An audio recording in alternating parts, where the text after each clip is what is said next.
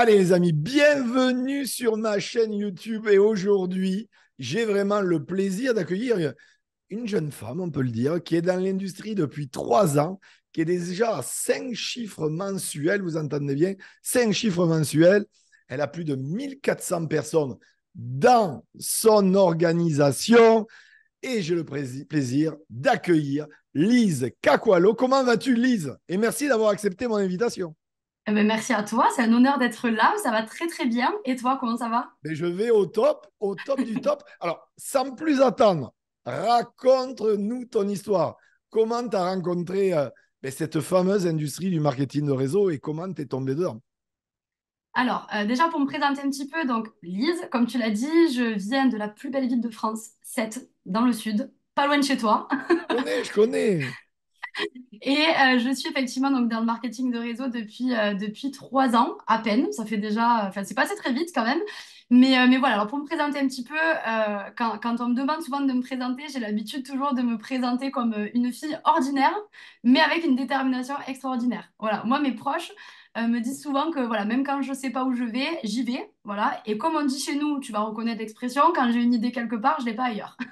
On est Donc d'accord, c'est bien du sud. c'est ça. Donc, je suis quelqu'un voilà, qui aime les gens, qui aime la vie. Je me suis toujours promis, depuis toute petite, de saisir toutes les opportunités qui s'offriraient à moi au cours de ma vie. Parce qu'on n'en a qu'une, que moi, je veux la vivre à 10 000% et que je veux pas en rater une miette. Et c'est ça qui m'a amenée au MLM, en fait. Donc, moi, j'ai commencé ma vie, on va dire, de manière assez classique, hein, comme tout le monde. Voilà, études, tout ça.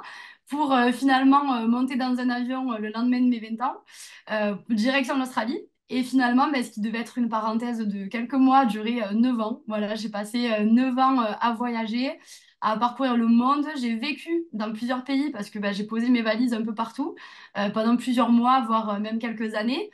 Voilà, j'ai vécu en Grèce, en Italie, en Thaïlande, enfin bref, un petit peu partout. Et ça a été 9 ans, on va dire, d'apprentissage. De base, je voulais reprendre mes études, mais en fait, ça m'a apporté beaucoup plus. Bien sûr. Parce que voilà, 9 ans passés à voyager, ça apprend, en fait, ça forge le caractère, ça apprend plein de choses sur nous-mêmes.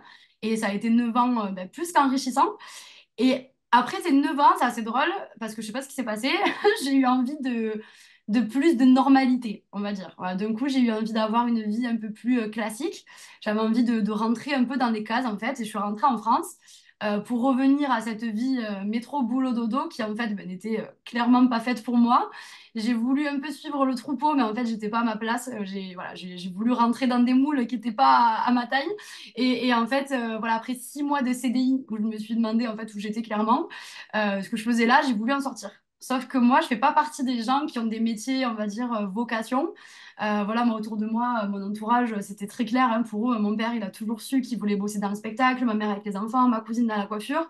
Moi, j'ai jamais trouvé ma place. En fait, je suis quelqu'un de très curieux. Je m'intéresse à tout. Donc, pendant ces 9 ans, j'ai enchaîné les boulots. J'ai fait tout et n'importe quoi. Je travaillé dans l'import-export, dans la resto, dans l'hôtellerie, dans les clubs de vacances. Enfin bref, j'ai fait plein de choses. Tu as touché à tout. J'ai touché à tout. Tout m'a plu, mais j'ai jamais trouvé ce truc en fait pour lequel j'avais l'étincelle. Tu vois, j'ai jamais trouvé le travail qui me faisait vibrer. Et c'est assez frustrant pour quelqu'un comme moi, tu vois, qui est assez carriériste parce que j'avais besoin. Je savais que le monde professionnel, ça allait être une grande partie de ma vie. Et je me sentais un peu frustrée. Du coup, à presque 28 ans, je me suis dit, bon là, il faut vraiment que tu trouves ta voie. Et comme je savais pas quoi faire, j'ai pris le problème à l'envers. Je me suis dit, OK, tu sais pas ce que tu as envie de faire de ta vie, mais à quoi veux-tu qu'elle ressemble? Et en fait, du coup, les réponses, elles ont été instantanées. En fait, je voulais tout simplement pouvoir voyager quand j'en avais envie, puisque c'est la seule chose qui me fait vraiment vibrer. Je voulais, je sais pas, pouvoir, le jour où j'en aurai, voir mes enfants grandir. J'avais pas envie de faire partie des gens, tu vois, qui les déposaient à la crèche à 7 heures, qui les récupèrent à 19 heures. J'avais envie, je sais pas, de pouvoir déménager facilement si jamais, j'en sais rien, moi, mon mari était muté ou autre. J'avais envie de, je sais pas, d'avoir le choix, en fait. C'était la seule réponse. J'avais envie d'avoir plus de temps pour moi, ma famille, tout ça. Et puis, en fait, comme la vie est bien faite, le marketing est rentré dans ma vie. Et je suis tombée, en fait, tout simplement sur une story Instagram, voilà, qui parlait de MLM en particulier. J'en avais Pour vaguement. ceux qui se posent si les stories Instagram fonctionnent, c'est la preuve. Ça Ça fonctionne. fonctionne. Ça fonctionne très bien même. Et j'en avais déjà entendu parler vaguement du marketing de réseau, mais je connaissais pas vraiment ce que c'était.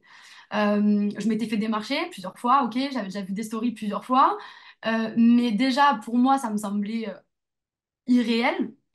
C'était un peu compliqué. Et puis surtout, les domaines d'activité proposés ne m'intéressaient pas. Et là, quand j'ai entendu parler de ce marketing de réseau-là qui m'intéressait, en fait, qui correspondait à mon mode de vie, je me suis dit, OK, je vais demander les infos. Mais franchement, je ne pensais pas me lancer. C'était plus de la curiosité, tu vois. Et en plus, j'ai fait partie des gens un peu relous, tu vois, genre hyper sceptiques. Ça sortait complètement du cadre pour moi, donc de ce que j'avais l'habitude de voir. Moi, les réseaux, je les avais comme tout le monde, mais j'étais pas une experte. Tu vois, j'avais du mal à comprendre d'ailleurs comment on pouvait gagner de l'argent sur les réseaux.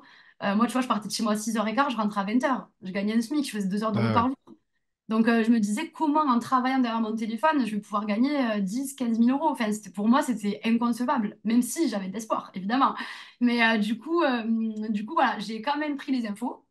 J'ai pas accepté tout de suite, évidemment, hein, en tant que bonne relou. J'ai mis plusieurs mois avant de me lancer. Mais je posais quand même régulièrement des questions. Tu vois, de temps en temps, je revenais, etc. Je posais des questions, même si je donnais jamais suite. Et puis un jour, j'ai eu ce déclic, tu vois, au travail qui a fait que ben, j'ai explosé, que j'ai vraiment eu envie de partir vraiment. Et tu vois, quand tu es la première arrivée au bureau, la dernière partie, que tu travailles à fond, tu vois, alors que c'est pas ton entreprise, que tu vois, tu n'as jamais merci ou autre, que tu demandes une augmentation que tu n'as pas, une évolution au boulot qu'on ne te donnera jamais ben, en fait, au bout d'un moment, tu n'as pas la considération que tu as envie d'avoir et tu as deux solutions. Et moi, j'en avais deux aussi. J'avais soit la solution de continuer de faire un boulot qui ne me plaisait pas, d'avoir la boule au ventre en allant travailler. En fait, tu sais, que le dimanche au soir, j'avais envie de pleurer. Mais tous les dimanches soirs, j'avais envie de pleurer parce que je me disais, punaise, demain, c'est lundi, je dois aller travailler, tu vois, je ne vais pas dormir. incroyable. Ouais, Et t'étais pas fait à la base pour le système non, traditionnel et la vie pas du tout. traditionnelle comme la plupart des gens lambda peuvent vivre. Et je pense que voilà, tu l'avais déjà dans ton ADN.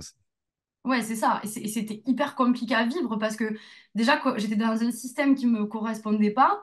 En plus, j'avais pas du tout le retour, tu vois, de ce que j'investissais. Donc, c'est frustrant, tu vois, pour quelqu'un qui... Moi, j'aime travailler.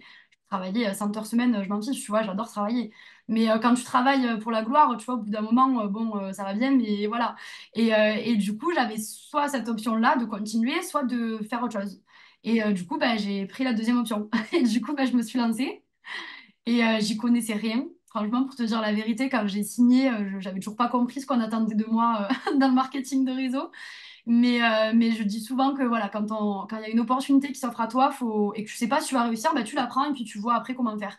Et du coup, bah, c'est ce que j'ai fait. Je me suis lancée. Je suis tout de suite passée à l'action. J'ai pas du tout attendu. Je me Ah, suis alors, lancée. justement, c'est là où je veux en venir. C'est quoi vraiment ton état d'esprit de championne? Parce que bon, c'est un chiffre mensuel, ça fait à peine 3 ans que tu es dans le réseau, enfin dans le marketing de réseau, plus de 1400 personnes. C'est quoi? Alors, j'ai compris, très enthousiaste, très positive, tu kiffes la vie et ça me plaît parce que moi aussi je kiffe les voyages, donc je te comprends tout à fait. D'ailleurs, je suis à 48 heures de partir au Canada et donc je te comprends tout à fait. Mais c'est quoi ton état d'esprit? C'est quoi est-ce que tu as une routine? Comment tu fonctionnes? Là, je t'ai coupé et j'ai compris que tu étais parti direct à l'action. Vas-y, raconte-nous un peu que les gens se rendent compte. C'est quoi ce mindset qu'il faut avoir? Alors, moi, à ce moment-là, quand je me lance, en fait, je sais pas trop ce que je dois faire. En vrai, je te dis la vérité, je sais pas trop ce que je dois faire. Mais j'ai compris que c'est une industrie dans laquelle je vais pouvoir gagner de l'argent. Et surtout, je comprends que c'est ma porte de sortie de mon CDI, en fait. Et du coup, à ce moment-là, je fonce. J'ai fait partie des mauvais élèves, entre guillemets, dans le sens où j'ai pas du tout suivi les formations. On m'a dit oui, fais ci, fais ça. J'ai pas du tout fait ce qu'on m'a dit de faire. J'ai pas écouté, en fait. Bon, heureusement, ça m'a bien servi, mais bon, ne reproduisez pas. Et en fait, bah, tout de suite, je me suis dit, OK, j'ai pas tout compris, mais je vais en parler. Donc, j'ai tout de suite commencé à en parler autour de moi. J'ai appelé mes copines, j'ai appelé tout le monde, j'ai envoyé des messages à des inconnus. Enfin bref, j'ai fait tout ce que j'ai pu. Et dans ma tête, je me suis dit, il faut que tu quittes ton CDI le plus rapidement possible. J'étais convaincue de ce qu'offrait la société, même si j'avais pas vraiment compris le fonctionnement du travail. Les services proposés, pour moi, ils étaient clairs. J'avais déjà voilà, posé plein de questions, etc. J'avais vu enfin, des personnes utiliser les services, etc. Donc, je me suis dit, OK, j'y crois. C'est un service qui m'intéresse. Donc pour moi, ça va être que du positif. Si pour moi ça l'est pour tout le monde. Je pense que tout le monde ici a envie de plus d'argent, a envie de plus de temps, a envie de faire des économies, voilà, et de profiter de sa vie. Donc en fait, j'ai foncé, j'ai appelé mes copines, je leur ai dit, voilà, aujourd'hui je fais un nouveau business, viens, je t'explique, etc. Et j'ai commencé tout de suite. En un mois et demi, Incroyable. j'avais déjà mon premier palier. Euh, Tu gagnais combien déjà en un mois et demi? J'avais à peu près une trentaine de personnes, un peu plus. Et tu gagnais combien à peu près? 500 € par mois. 500 euros par mois, un mois et demi, incroyable. Ce qui était très bien parce que du coup, je faisais 2 heures de route par jour. Donc, il faut Ouais, savoir que 2 heures de route par jour, bah, ça fait à peu près, à l'époque, maintenant, ça serait le double, 300 € d'essence par mois avec l'autoroute. ouais, Donc, quand on gagne 1 300 €, qu'on en dépense 300 pour aller au bureau et qu'après, bah, tu enlèves les factures, le logement, bah, tu comprends vite qu'il te reste rien. Donc, 500 €, c'était déjà pour moi très bien. Et un mois et demi après, je gagnais un SMIC, un peu plus. waouh. Et là, j'ai eu le truc de me dire, OK, je m'en vais. J'ai posé ma démission. Et là, je me suis dit, OK, alors attends, t'as posé ta démission, mais t'es à peine au SMIC. Si jamais, par malheur, tu perds ton palier ou autre, c'est la cata, tu retombes à 500. Vivre avec 500, c'est un peu compliqué. Et du coup, j'ai mis les bouchées quadruples. Et un mois après, fin de mon préavis, j'avais atteint mon troisième palier, donc j'étais à peu près à 2005. Voilà. Incroyable. Ça, c'est très Ouais, inspirant. Ça, la preuve ouais. que c'est réalisable dans ce timing. Donc ça, c'est top. Moi, je voudrais savoir, Lise, parce que là, on parle de résultats, mais tu sais comment sont les gens. C'est des mauvaises langues. Ils vont dire, elle a eu de la chance, il a eu de la chance. Mais toi, tu n'as pas eu de la chance. Tu l'as provoqué, la chance. Et la chance, elle se provoque. On ne t'a pas déroulé un tapis rouge devant toi. Tu as fait le job comme il se doit. Est-ce que tu aurais une anecdote à nous partager, peut-être d'un challenge que tu as dû relever et que tu sais pertinemment que la majorité des gens auraient baissé les bras, pas toi, et c'est pour ça que tu en es là. Alors, moi, ça fait pas si longtemps en fait que je fais dans le marketing de réseau, parce que finalement, 3 ans, ça peut paraître long pour certains, mais quand on monte un Ouais, business, c'est maigre hein, comme bien sûr, c'est durée. rien, 3 ans. Voilà, c'est rien. Donc, j'ai pas eu des challenges énormes comme certains peuvent avoir vécu, parce que voilà, il y en a qui sont là depuis des années et qui ont fait face à des trucs de ouf. Mais déjà, pour moi, l'entrepreneuriat, c'était un challenge tout seul en fait. C'était vraiment, pour moi, ça a été difficile de me gérer. Je ne sais pas comment t'expliquer, mais tu vois, les seuls jobs que j'avais eus, c'était des jobs salariés. Donc forcément, on me disait ce que je devais faire, en temps voulu, Ouais, tu etc. parles Le fait d'être, d'autodiscipline, en fait. ouais, d'autodiscipline. Voilà, ok, je comprends. D'autodiscipline et aussi En fait, tous les challenges que j'ai vraiment vécu, j'ai l'impression que c'était sur le plan perso, tu vois, me détacher de mes émotions. C'est vrai que quand on fait du marketing de réseau, on bâtit. Et puis, ben, en fait, on dépense du temps, de l'énergie pour des personnes, on s'attache aux gens. Des fois, il y en a qui abandonnent en cours de route. Et puis, en fait, ben, moi, je vivais tous ces abandons comme un échec personnel. Mais vraiment, hein, j'avais l'impression que c'était moi qui avais échoué. Et du coup, je le vivais hyper mal. Et en fait, avec le temps, j'ai appris justement à me détacher de mes émotions dans le business. J'ai appris que je pouvais pas aider tout le monde, même si on a envie. Enfin, on peut aider tout le monde, mais si les gens en face veulent pas, ben, c'est compliqué. On est Et, d'accord. et puis aussi, j'ai appris à faire face à la frustration parce que quand je suis arrivée, je suis montée très vite.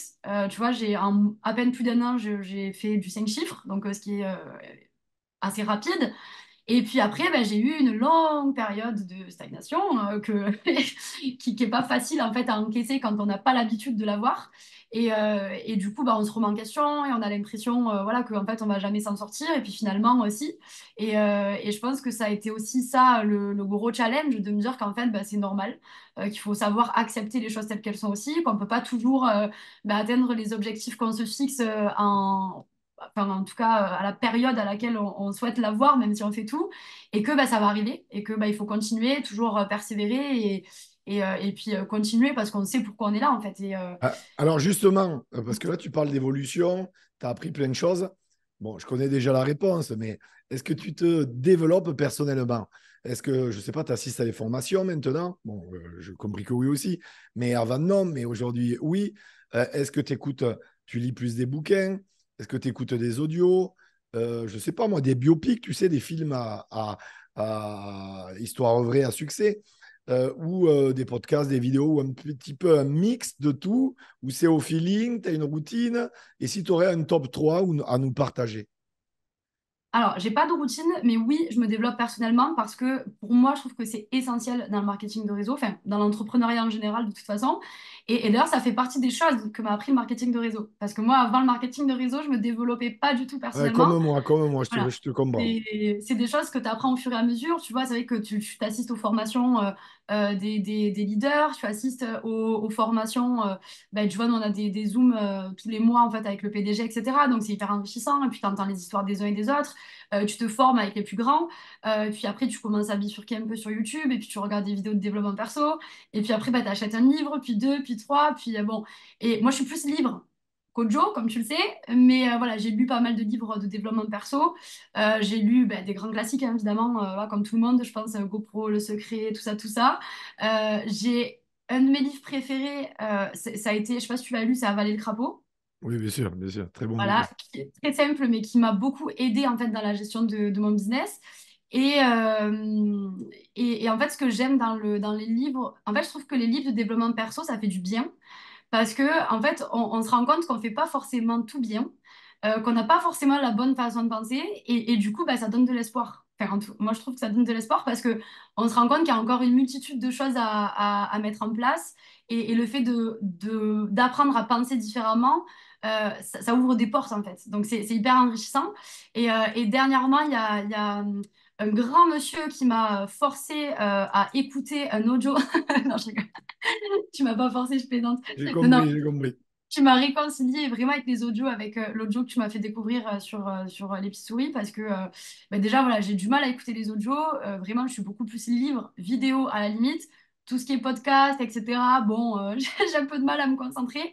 Et finalement, ça m'a appris beaucoup de choses. L'audio que tu m'avais partagé, je l'ai trouvé très intéressant et sur la manière en fait de penser et de voir le business en fait. Et du coup, ça m'a apporté beaucoup. Et je l'ai partagé d'ailleurs et ça a fait un carton. Moi, je suis pas étonné, très ludique et Ouais. accessible à tout le monde. Alors, moi, j'aimerais savoir, Lise, euh, toi, tu as démarré quoi? Juste avant le Covid, c'est ça? Non, après. Alors, J'ai après le Covid? commencé après le Covid, ouais, en D'accord, décembre. d'accord. Donc, le Covid avait démarré et juste après que ça démarre, c'est ça? Ouais, je crois que le Covid avait démarré en mars, je me suis lancée en décembre. D'accord. Donc, tu démarres juste après le Covid. Donc, tu connais l'après-Covid. En fait, tu n'as connu que l'après-Covid. Tu as connu Ouais, Covid et après-Covid. Tu n'as pas connu ouais, l'avant. c'est ça. Donc, euh, même si 3 ans, c'est pas beaucoup, c'est quand même 3 ans énormes. Parce que, les amis, je tiens à vous rappeler qu'un an de marketing de réseau équivaut à 7 ans d'expérience dans le système traditionnel. C'est-à-dire que la Lise, c'est 3 fois 7, 21. 21 années d'expérience dans le système traditionnel. Parce que le marketing de réseau, c'est incroyable sur la psychologie, sur le dépassement de soi, sur sortir de sa zone de confort, sur le management, sur les stratégies, sur la méthode. Enfin, il y a tellement de choses. L'empathie, la communication, les réseaux sociaux. Enfin, tellement de choses que, bon, voilà. Donc, on apprend beaucoup. Donc, tu as appris beaucoup en 3 ans. Et malgré tout, en 3 ans, tu as vu l'industrie évoluer. Et en fait, dans ma question, j'ai deux questions. J'aimerais que tu nous partages ta vision, tu vois, de l'industrie, mais aussi ta vision de la place des femmes, en tant que femmes, dans l'industrie du marketing de réseau. Alors, c'est vrai que 3 ans, c'est court, mais je l'ai quand même vu parce que j'étais en contact, par contre, avec la personne qui m'a fait rentrer dans le marketing de réseau en plein pendant le Covid, hein, donc, puisque j'ai mis très longtemps avant de me décider. Donc, j'ai vu un petit peu ce qu'ils ont vécu. Et franchement, pour moi, clairement, le marketing de réseau, c'est le présent, mais c'est aussi l'avenir. Et tu l'as dit dans une formation, d'ailleurs, où tu disais qu'il y avait un timing pour tout dans la vie. Je suis d'accord. Et je te rejoins sur le fait que vraiment, c'est le timing parfait pour le marketing de réseau. Et je pense que le Covid l'a prouvé aussi, parce Grave. que je n'ai pas une vision d'ensemble sur le marketing de réseau, j'ai une vision que dans ma société, mais j'imagine que c'est pareil partout. On a doublé de chiffre d'affaires pendant la pandémie mondiale. Exact. Ça montre beaucoup de choses.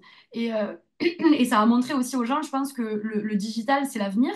Parce que ben, enfin, je l'ai vu parce que tu vois, avant quand je travaillais dans les clubs de vacances, je travaillais pour Thomas Cook, qui était un des plus gros voyagistes mondiaux qui a fait faillite. Ouais, je Euh, sais. J'ai un voilà. copain, Et il du a perdu coup, son billet d'avion. ah ouais, c'est ça, tu vois. Bon, il y en a qui ont perdu leur boulot quand même, hein. Ouais, ouais. C'est des Mais tu aléas, vois, malheureusement, c'est comme ça. c'est là que tu te rends compte qu'en fait, t'as beau être dans une entreprise traditionnelle, t'as beau être en CDI, t'as beau avoir, tu le penses, la sécurité de l'emploi, c'est faux. En fait, tout le monde peut tout perdre en un claquement de doigts. Et pendant le Covid, je pense qu'il y en a plein qui ont perdu leur boulot. Et c'est pour ça que beaucoup de personnes se sont rabattues aussi dans le marketing de réseau parce qu'ils ont vu que tout ce qui était digital, ça restait. Moi, à ce moment-là, donc j'étais encore salariée. Je travaillais pour un site de vente privée dans le sport. Donc au final, tu vois, moi je travaillais en ligne. Pareil, on a doublé. Tout le monde s'est équipé en sport à la maison. Ça a cartonné. Et je pense que le marketing de réseau, ça a aussi beaucoup explosé pendant cette période-là. Et puis, bon, même sans parler du Covid, hein, dans tous les cas, la vente par recommandation, bon, ben, on le voit, hein, ça fonctionne. C'est même pas que ça fonctionne, c'est que ça cartonne.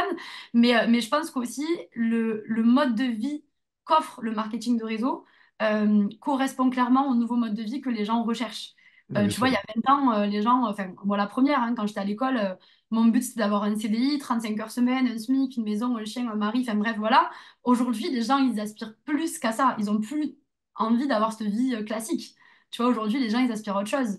Bon, pas tous, hein, évidemment, mais voilà, les gens, ils ont compris qu'ils pouvaient faire autre chose. Et que bah, ils pouvaient, comme moi, avoir le choix, être plus libres, etc. Ou qu'ils pouvaient profiter plus de leur vie. Et le marketing de réseau, bah, c'est idéal pour ça, en fait, parce que ça demande un faible investissement, ça demande... Enfin, ça donne beaucoup de liberté. On peut le faire d'où on veut, quand on veut. Et clairement, c'est le gros point positif, quoi. Donc, donc voilà pour ça. Et après, par rapport à la place des femmes dans le marketing de réseau, alors déjà, je pense qu'en général, dans le marketing de réseau, euh, sans parler à proprement des femmes, tu vois, je trouve que ce qui est magique dans l'industrie, c'est que ça laisse sa chance à tout le monde. Tu vois, on le sait, hein, dans la vie, et encore plus en France, tu vois, on demande des diplômes, on demande un certain niveau d'études, tout ça, tout ça. Ça bloque, enfin, ça ferme beaucoup de portes. Et je trouve que ce qui est beau avec le marketing de réseau, c'est que tout le monde peut réussir. Et d'ailleurs, ma citation préférée de ma vie, c'est peu importe qui tu as été et qui tu es encore aujourd'hui, tu peux devenir qui tu veux. Et je trouve qu'elle est vraiment adaptée au marketing de réseau parce que bah, peu importe notre milieu social, notre nationalité, nos langues parlées, notre niveau d'études, nos diplômes, on peut réussir. Donc ça ouvre des portes vraiment à tout le monde. Et surtout par rapport aux femmes, pour en revenir aux femmes, je le vois hein, dans ma descendance, alors je sais pas si c'est pareil partout, mais on est à peu près 99% de femmes, donc c'est énorme. Je pourrais pas bon, t'expliquer le pourquoi du comment, mais je pense que c'est positif et ça a aussi donné bah, de l'espoir aux femmes, en fait. Tu vois, le fait de se dire qu'il n'y en a pas que pour les hommes, parce que bah, en général, on le voit, hein, la plupart des chefs d'entreprise, bah, c'est des hommes, hein, on le voit. Et aujourd'hui, bah, avec l'industrie du marketing de réseau, la tendance, elle s'inverse. Et Grave. on que les femmes, en fait, clairement, elles sont au pouvoir, tu vois, et que les femmes, elles peuvent être, enfin, en tout cas, c'est comme ça, moi, que je le vois, que les femmes, elles peuvent être autre chose que des femmes. Tu vois, on peut être autre chose que la femme, l'épouse, la mère, l'amie, machin. On peut être aussi une chef d'entreprise. Et ça, c'est important de le souligner, tu vois, et c'est ce que met en avant le marketing de réseau, selon moi. On le D'ailleurs, voit et dans les d'ailleurs, conférences. actuellement, il y a des stats qui sortent où on voit, et pas, on ne parle pas que le marketing de réseau, parce que le marketing de réseau, déjà, il y a de plus. Moi, je me rappelle à l'époque, quand je démarre, il y a plus de 16 ans, euh, il n'y avait que des hommes, hein, pratiquement. Aujourd'hui, il y a de plus en plus de femmes top earners dans le top 100 mondial, de tous les marketing de réseau confondus. Donc, ce que tu dis, c'est 100% vrai. Et au-delà de ça, il y a des stats qui montrent que de plus en plus d'entreprises, même dans le système traditionnel, sont bien mieux gérées par des femmes que par des hommes. Alors, ça ne veut pas dire que les hommes sont mauvais, hein. Ça veut dire juste que les femmes se sont rendues compte qu'elles ont bien des capacités au-delà de ce qu'on on leur avait à donner comme outil à l'époque. Et moi, je suis d'accord avec toi. Aujourd'hui, moi, je dis souvent une chose. Euh, Quand on voit les statistiques, les mathématiques ne mentent pas. Quand on voit tous les divorces, les séparations, etc., mesdames, je ne vous souhaite pas de divorcer, bien sûr, mais anticipez toujours, parce que si un jour, eh bien, vous vous retrouvez, vous vous séparez, que c'est monsieur qui a mené voilà, le salaire ou l'argent à la maison, vous allez vous retrouver avec un problème sérieux. Donc, lancez-vous, vous êtes doué, regardez Lise, ce qu'elle réalise, vous pouvez le faire. Inspirez-vous de Lise, inspirez-vous de toutes ces femmes qui entreprennent.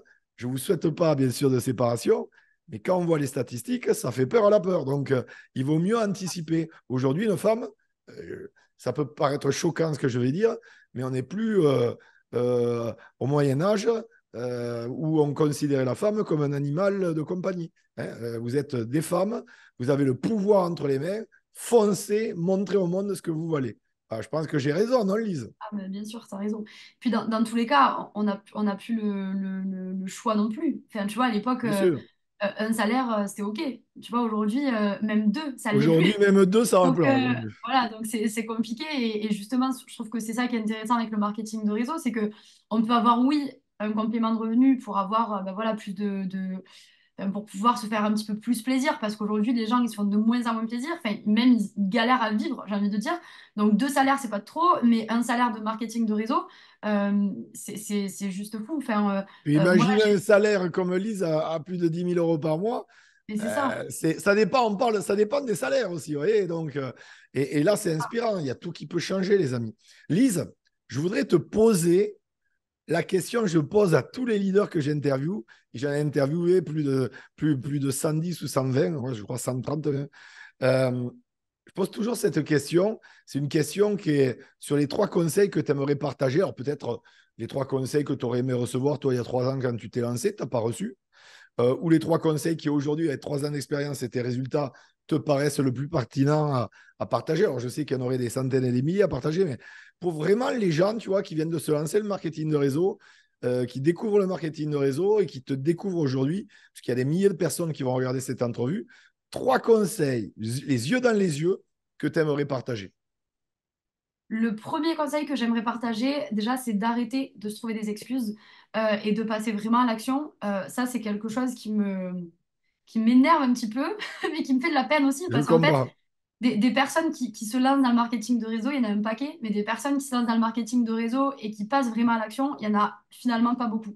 Et au final, c'est ça qui m'énerve un peu parce que je vois beaucoup de gens, en fait, quand je vois mon parcours et que je me dis que j'ai rien d'extraordinaire, enfin, j'ai rien de plus que personne, tu vois, et que j'ai réussi, ça me frustre, en fait, de voir en face de moi des personnes qui ont, oui, on a tous une vie, en fait, hein. Enfin, on a tous les mêmes 24 heures, on a tous un travail, une maison, un mari, un chien, enfin voilà. Mais au bout d'un moment, si j'ai réussi, je vois pas pourquoi les autres ne réussiraient pas. Et le fait d'entendre des gens se trouver des excuses, pour moi, c'est un peu difficile. C'est un peu difficile parce que moi, quand j'ai commencé, je partais de chez moi à 6h15, je rentrais à 21h. Parce qu'il faut savoir que je terminais le boulot à 19h, j'avais 1 heure de route et j'étais en train de retaper un appart que j'étais en train d'acheter. Donc, chez moi, c'était pas avant 21h30, le temps de faire la douche, les machins, le truc, le repas. C'était 22h30, je commençais à travailler sur le marketing de réseau après 22h30. Des fois, jusqu'à 2-3 heures du matin pour partir à 6h15. Donc, les heures de sommeil, elles n'étaient pas là. Mais par contre, voilà, en quelques mois, comme je l'ai dit au début, ma vie a changé. Donc, et je parle de mon parcours, mais il y en a qui sont encore plus overbookés, ceux qui ont des enfants. Enfin, moi, j'ai des filles dans mon équipe qui étaient mamans, salariées, qui étaient en formation à côté, qui étaient en construction de maison. Enfin, on est tous capables, mais il faut vraiment arrêter de se trouver des excuses et ça, c'est vrai, et passer à l'action. Ça, c'est très important. Ensuite, ce que je donnerais comme conseil aussi, c'est d'être autonome.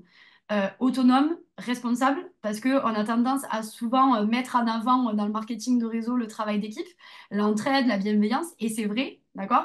On a une chance énorme dans le marketing de réseau parce que ben, on est indépendant, mais on n'est jamais seul. En fait, on a la chance d'être toujours entouré, de partager, d'échanger.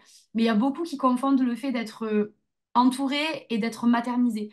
Et le problème, c'est qu'en fait, si vous voulez réussir dans le marketing de réseau, ben, il faut comprendre que c'est votre propre business. Il faut arrêter d'attendre après les gens, d'attendre qu'on vous mâche le travail. C'est votre business et c'est vous qui avez les clés en fait de la réussite. En fait, c'est vous qui avez les clés pour faire prendre à votre business ben, un autre tournant. Et ça, c'est important. Il faut être maître de soi, maître de son business. Et voilà, il faut être force de remise en question, de proposition, d'adaptation, d'idées, et il faut foncer. Et le dernier conseil que je donnerais surtout, c'est de s'écouter et de croire en soi, de s'écouter parce que je sais que souvent dans le marketing de réseau, ben, parfois, on a des personnes des marraines ou j'en sais rien, des uplines qui essaient de trop guider les personnes et de brider les gens. Il faut savoir s'écouter. Quand je disais au début, j'ai été une mauvaise élève, oui, j'ai été une mauvaise élève, mais je me suis écoutée et c'est ce qui a aussi permis, je pense, d'être là où je suis aujourd'hui. Et ma upline me le dit tout le temps. Elle m'a dit, c'est vrai que d'habitude, j'ai l'habitude d'avoir des personnes qui m'écoutent. Et elle m'a dit, j'ai tout de suite vu qu'avec toi, ça allait pas être pareil, mais elle m'a dit, j'ai pas voulu te brider parce que je savais que du coup, tu t'écoutais et que tu allais réussir. Et elle m'a dit, je pense que si j'avais pas réagi comme ça, tu vois, peut-être que tu te serais brusqué, que tu serais parti. Et je pense que oui, parce que ben voilà, on se lance aussi pour être indépendant.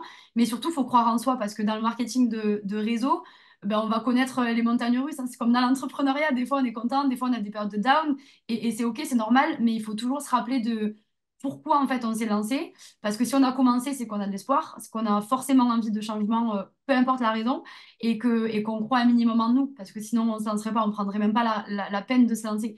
Donc en fait, on a fait le plus dur en se lançant. Je pense qu'après, ben, il faut savoir continuer à croire en soi, croire en ses capacités. C'est important de ne pas l'oublier et de ne pas oublier que si certains réussissent, ben, tout le monde peut réussir.